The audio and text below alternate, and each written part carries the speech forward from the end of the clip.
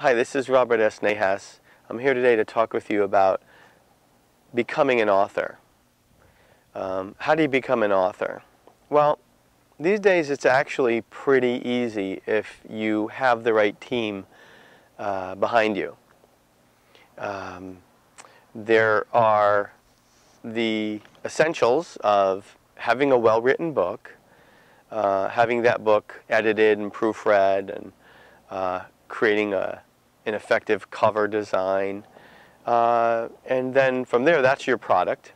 And then you need a publisher, whether you're the publisher yourself in a self-publishing situation, or you find a publisher who will buy the rights or take on the responsibility to publish your book for you.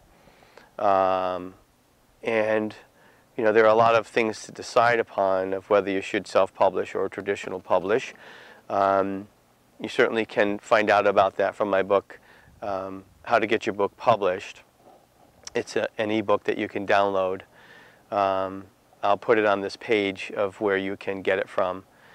But in essence, there is a best way for you, and sometimes self-publishing is the best way. For instance, if you want to make a lot of money per book, then you want to self-publish. But can you get enough, can you create enough reach for your book? Can you get the book available in the bookstores? If not, how about in the major online sources? Can you make your book available to enough people in order to do well with it? And if not, then you need to go with a traditional publisher. Traditional publishers you'll make less per book, but if you're selling 10 times or 100 times or 1,000 times more books, then it would be worth it to you, right? Also, do you have enough time to self-publish and promote your book? You have to have enough time to promote your book, whether you're a traditional publisher or whether you go with a traditional publisher or self-publish. But there are a lot of other things that you need to do. Fulfillment of orders, handling the printing cycle, and being the project manager of that. And there's a lot of ins and outs about it. But if you have the time, then by all means, it's a lot of fun. It's a great deal of fun. But there are things to measure, and you can by all means give me a call or email me at robert@writerservices.net, and I'd be more than happy to give you a free consultation to help you decide which way you should go.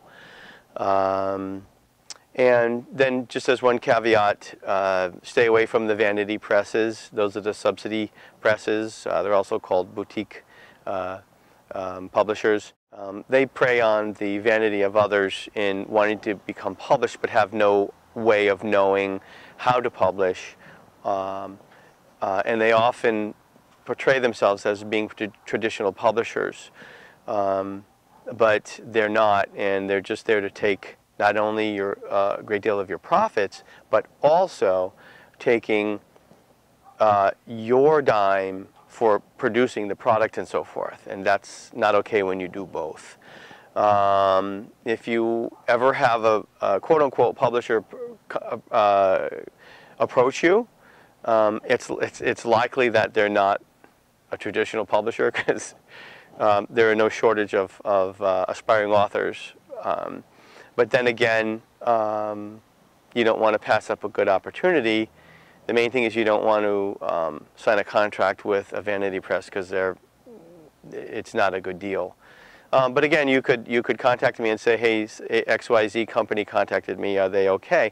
I'll just point you in the direction of the internet to find out where you can find ample amount of warnings.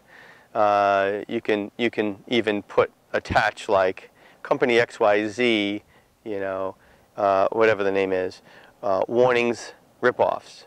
And you can often find a lot. Now you have to read through, because sometimes people will just complain because of a situation that they themselves caused but are not taking responsibility for.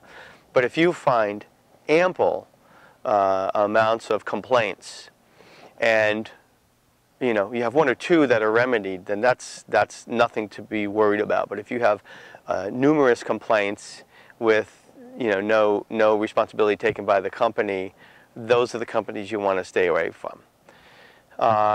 So that's all I'm going to cover today about how to become an author, and I'll give you a lot more information as time goes on. I'm Robert Stephen Nahas, President of Writers Services. Thanks for listening.